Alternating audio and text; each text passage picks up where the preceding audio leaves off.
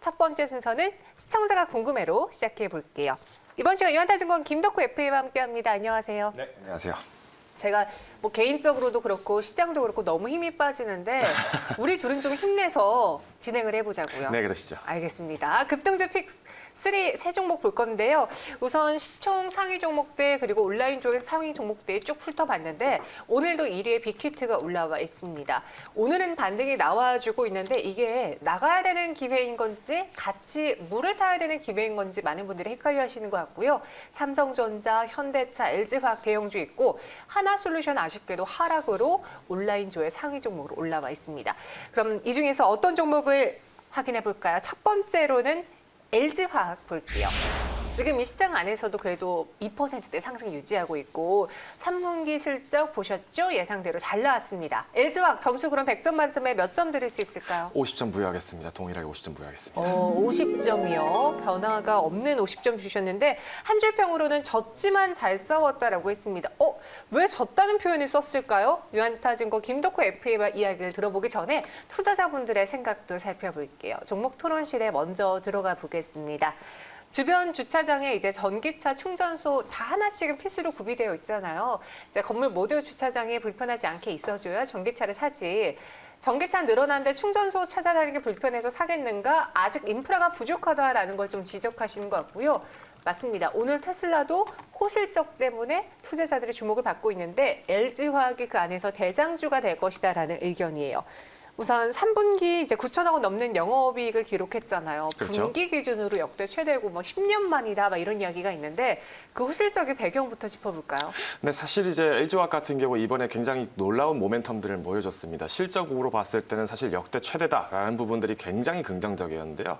다만 어디서 이런 부분들의 모멘텀이 제대로 발휘가 됐는가 살펴보니 이미 예상된 대로 시장 예상대로 2차 전지 관련된 부분, 전지 사업 부분들이 이미 매출 부분에서 상당 부분을 올려놨다. 특히 3조 가량이 되는 부분들 매출을 만들었다는 자체가 엄청나게 효과가 컸다는 겁니다. 근데 오히려 이에 비해서 조금 다소 소외가 되었던 석유화학 부분에서도 마찬가지로 상당한 실적들이 나왔었다는 부분들을 소개드릴 것 같은데요. 실제로 전분기 대비해서도 훨씬 더 보다 많은 실적들 그리고 전년 대비해서도 마찬가지로 견고한 실적을 만들어줬다는 것이 어떻게 보면 핵심적인 어닝 서프라이즈의 원인이었지 않았을까라고 말씀드리고 싶습니다. 아무래도 LG화학 최근 들어서 2차 전지에 대한 어떤 시장성과 그리고 어떤 물적 분할과 관련된 이슈들이 얘기가 나오면서 사실상 주가는 조정을 많이 받았지만 그래도 실적만큼은 여전하다는 말씀 누차 드렸을 겁니다. 실제로 이번 전지 사업 부문들이 마찬가지로 매출이 굉장히 강해지다 보니까 LG화학이 오늘장에서 하락이 굉장히 심한 와중에서 상승 탄력을 보인 것 같습니다. 다만 한 줄 평으로 제가 졌지만 잘 싸웠다라는 말씀을 드린 이유는 결국 우리가 원하는 것은 이런 실적이 견고한 것을 바탕으로 마찬가지로 중장기적으로 계속 이런 주가들이 또 단기적으로도 한 번씩 제대로 움직여줘야 되는데 2주 전이나 한 달 전이나 비교를 했을 때는 사실 LG화학이 주가 메리트는 조금 다소 떨어졌기 때문에 이런 표현을 드린 것 같습니다. 네. 근데 이번에 보니까 코나 일렉트릭 전기차는 항상 화재라는 악재의 변수가 있었잖아요. 또 코나 일렉트릭에서 자꾸 화재가 나타나면서 현대차, 기아차도 조사에 나섰고 이에 따라 LG화학도 같이 조사에 하겠다라고 했는데 그에 따른 영향은 없을까요? 실제로 이제 코나 관련돼서 지금 이제 화재 부분들이 사실은 올해 이렇게 유독 나온 것은 아닙니다. 그러니까 네. 이미 2018년도부터 이런 EV 차량 관련된 부분에서는 이미 항상 이런 화재 부분들이 누차 얘기가 되었었는데요. 네. 특히 화재 쪽에서 가장 핵심적으로 보는 원인 중 한 가지가 이것이 배터리 셀 자체의 문제인지 아니면 팩이 문제인지 아니면 이걸 만들어 놓은 말 그대로 배터리 모듈 자체의 문제인지 아니면 BMS라고 하죠. 배터리 관리 시스템의 문제인지 아직까지는 원인 규명이 어렵기 때문에 섣부르게 이 부분들이 LG화학의 전적인 책임이다라고 지적을 하기는 어려운 상황입니다. 그럼에도 불구하고 마찬가지로 LG화학 측에서도 이런 우려감들에 대비해서 보다 안정성 있는 기술 확보가 굉장히 중요하다는 얘기들을 많이 하고 있습니다. 그렇기 때문에 단기간에서의 상황에서는 다소 증시 전반적으로 시장의 유동이 다소 죽어가는 듯한 느낌을 보이고 있지만 중장기적으로 보았을 때는 여전히 매력적이라는 부분들을 소개할 수 있을 것 같습니다. 네, 그리고 LG화학이 이제 매년 충당금을 쌓아놓고 있기 때문에 전혀 문제될 사항은 아니다라고 이야기를 했습니다. 그럼 LG화학이 앞으로의 주가에 가장 큰 영향을 미칠 만한 배터리 분사. 사실 이번에 실적을 보면 전 사업부 고르게 잘 나왔기 때문에 배터리가 없어도 괜찮을까 싶다가도 또 빠지면 배 아프잖아요. 네, 그렇죠. 어떻게 해야 될지 LG화학에 대한 가격 전략 세워주세요. 사실 이제 물적 분할이라는 게 이미 많은 분들이 이제 언론을 통해서 접하셨다시피 네. 물적 분할 자체가 중장기적으로 분명한 메리트가 있습니다. 그럼에도 불구하고 이번에 2차 전지 부분들에 대해서 왜 이런 실망 매도가 나왔냐. 결국은 LG화학을 사느니 결국 LG화학, 이제 LG 에너지 솔루션을 사겠다. 이런 식으로 시장은 흘러갈 수밖에 없다는 것이 가장 그 특징인데요. 마찬가지로 석유화학 부분들에서 이번에 강점은 사실상 기존의 저유가 사태가 굉장히 오래되기 시작하면서 2분기 때 셧다운됐던 국가들이 다시 재개를 했기 때문에 시장이 조금이나마 회복을 했기 때문에 석유화학 부분도 매출도 견고하게 나왔다는 부분들을 말씀드릴 것 같습니다. 그렇기 때문에 단기간에서 접근하시는 분들을 위해 조금 조심스럽게 제안을 드린다면 목표가격은 69만 원, 상당히 보수적으로 진입을 하시자라고 제안을 드리고 싶고요. 올해 손절가격은 지금 현재 수차례 바닥을 두드려보고 있는 바로 이 60만 원 선 이하로 떨어졌을 때는 한번 매도를 준비하시자라고 말씀을 드리겠습니다. 네, 목표 주가는 이제 69만 원 제시해 드렸고요. 손절가 60만 원으로 LG화학은 50점 드렸습니다. 다음으로 또 투자자분들이 궁금해하는 종목은 무엇이 있을까요? 검색으로 찾아볼게요. 시노펙스도 오늘 좋은 소식 속에 강세를 기록하고 있고 우리기술투자, 녹십자, 하나솔루션 있는데 이 중에서는 코로나 백신 5억 도즈 계약의 주인공 녹십자를 확인해 보겠습니다. 오늘 장중에 12.3%나 급등했고요. 현재는 6.61% 오르고 있는데요.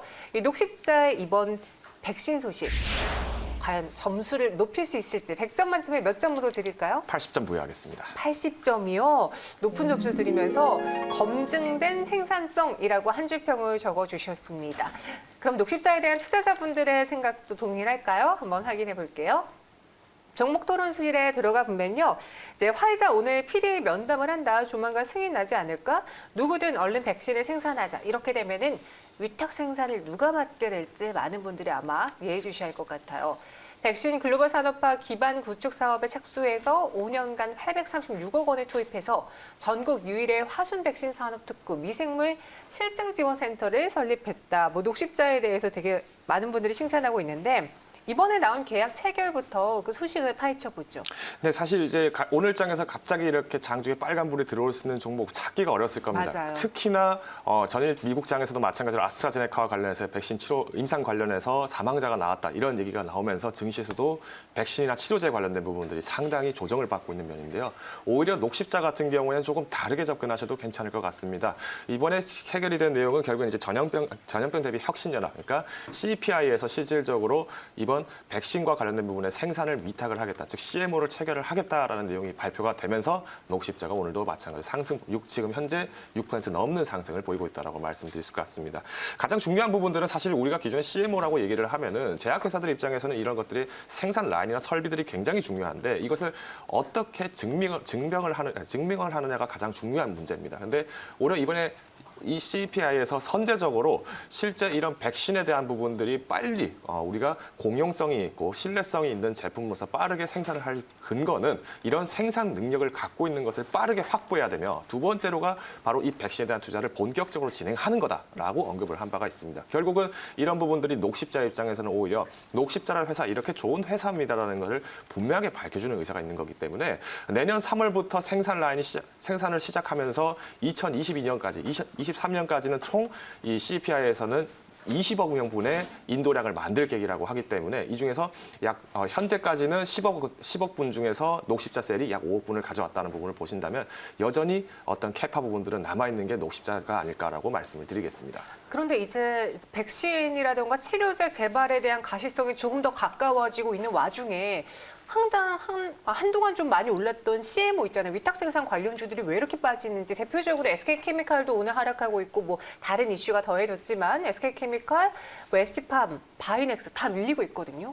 네, 사실 이제 아무래도 치료제 관련된 부분들에서 우려감들이 굉장히 많이 나온 것 같습니다. 이번에 트럼프 대통령도 마찬가지로 코로나 확진이 걸렸다가 다시 회복을 했지만은 실제 사용했던 약물 중에서 우리가 흔히 잘 알고 있는 렘데시비르 같은 경우에도 이미 WHO에서 이미 약효가 없다, 효과가 없다 이런 발표가 나오다 보니까 이 부분을 과연 어떻게 대응을 해야 될 것인가? 현재 WHO에서 나온 부분들이 정말 신뢰성이 있을 것인가? 그렇다면 오히려 치료가 됐던 부분들을 어떻게 해석을 해야 될까? 이 부분들이 아직까지 분분합니다. 국내에서도 마찬가지로 질병관리본부에서는 렘데시비르에 대한 중증 환자 처방은 여전히 유효하다라고 얘기를 하는 것처럼 사실상 이런 제품 자체의 신뢰성 문제가 계속 논의가 되다 보니까 내가 지금 가지고 있는 치료제들마저도 안전한가라는 반문의 의심이 된다는 거죠. 그렇기 때문에 주가들이 조정을 받고 있는 건 사실입니다. 그럼에도 불구하고 CMO에 있어서 가장 중요한 중요한 부분들은 생산 시기입니다. 결국은 이것이 안정성에 대한 검증이 지금 절박한 상황이기 때문에 특히나 날씨가 요즘 많이 추워졌습니다. 이런 상황에서 환절기성 질병까지 걸려서 감기라도 걸리게 되면 확산이 더 커질 수밖에 없기 때문에 이런 CMO 시기를 굉장히 잘 잡아가고 있는 종목들이라면 오히려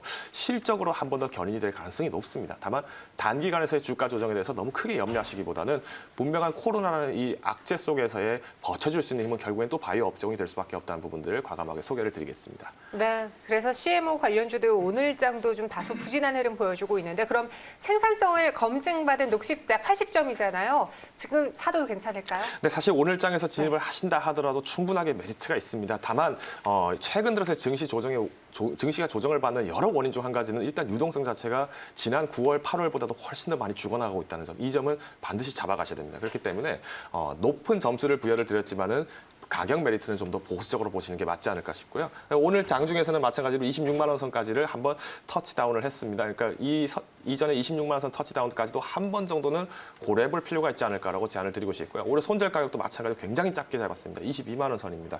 장중에 조금 하락으로 전환을 한다 하더라도 좀 더 이때는 한 번 더 매수를 해야 될지까지는 조금 고민을 해보시고 진입하시는 것을 추천을 드리겠습니다. 네, 녹십자 목표 주가는 26만 원, 손절 가격은 22만 원 제시해 드렸습니다.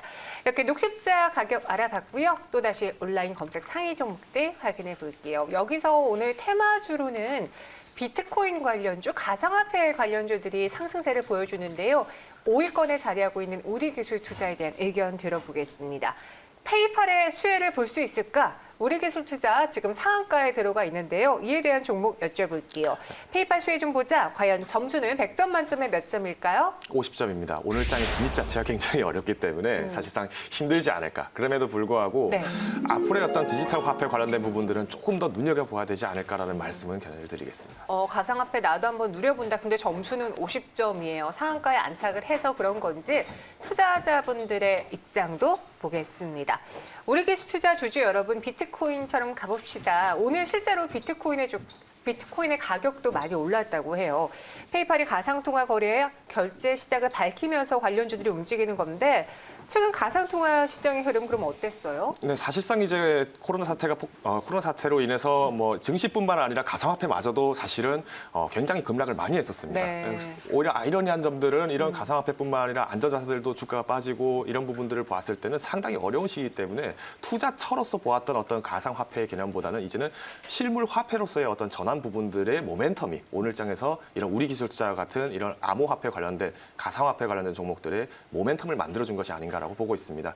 특히 미국에서 페이팔이 마찬가지로 이런 가상화폐에 관련된 부분들을 실제로 상용화하겠다라는 부분들의 의지를 밝히면서 내년 초까지는 약 현재 2,600만 곳의 결제를 할 수 있는 시스템들을 한번 구축을 하고자 의도를 밝힌 바가 있습니다. 이러다 보니까 사실 가상화폐라는 부분들이 기존까지는 코로나 시국 때문에 마찬가지로 어떤 가격의 조정을 많이 받았지만은 오늘장만큼은 이런 어떤 결제에 대한 어떤 신뢰성이라든가 사용성에 대한 어떤 가치 투자로 가격도 마찬가지로 올라간 것이 아닌가 볼 수 있을 것 같습니다. 다만 실제로 이런 가상화폐나 이런 것들이 이미 논의가 된 바가 있습니다. 뭐 중국 같은 경우에도 디지털 위안화, 일본에서는 디지털 엔화, 그리고 심지어는 이제 미국의 연준마저도 어떤 가상화폐의 효과성을 봤을 때는 잠재적인 비용과 그 편익을 고려했을 때는 전혀 무시할 수 없다. 다만 현재 진입을 하는 데 있어서는 조금 더 보수적인 의견을 내놓은 것도 마찬가지이기 때문에 오늘장에서 진입하셨던 분들 아무래도 기존에 진입을 하셨던 분들께서는 굉장한 호재의 이슈가 될 수 있겠지만 오늘장에 급하게 들어가시는 것은 조금 기다려 보셔야 될 필요가 있지 않을까. 앞서 페이팔의 의견대로 내년 초에 상용화 예정이라면 아직까지 실적 기대하기는 조금 어려울 수도 있겠다라고 의견을 말씀드리겠습니다. 네, 우리기술 투자 그럼 마지막으로 가격 전략 들어볼게요. 50점이니까 지금 갖고 있는 분들 한해서 접근해야겠어요. 네, 그렇죠. 사실상 네. 오늘장 매매가 지금 쉽지가 않습니다. 이미 이제 거래 제한폭까지 올라가 있는 상태이기 때문에 기존에 보유하셨던 분들 같은 경우 오늘장에서 차익 실현을 한번 충분히 해보실 필요가 있지 않을까. 특히 우리기술 투자 같은 경우에 이제 오늘 이슈가 있었던 부분들이 바로 거래소를 운영하고 있는 두나무라는 회사의 지분을 약 8% 정도 가지고 있기 때문에 이런 소식이 나온 겁니다만은 실적까지 직결되기까지는 조금 더 기다려봐야 되지 않을까라는 부분들을 말씀드리면서요. 목표 가격은 따로 제한을 제가 말씀을 드리지 않겠습니다만은 손절 가격은 오늘 급등한 폭만큼만 이 잔으로 돌아가지만 않는다면은 한번 매도를 실행하셔야 된다라고 제안을 드리겠습니다. 네, 그래서 손절가 혹은 익절가가 될 수 있을 텐데요. 3,000원 제시해 드리도록 하겠습니다. 급등주 팩3 알아봤고요. 잠시 후에는 오늘 이전 상장한 미코 바이오메드에 대한 이야기를 들어볼게요. 미코의 자회사로 많이들 알고 계시죠? 김성우 대표와 함께하니까요. 미코 바이오메드도 많은 관심 부탁드리겠고요. 저희는 이어서 달릴까 말까로 돌아오겠습니다. 오늘 말씀 고맙습니다. 감사합니다.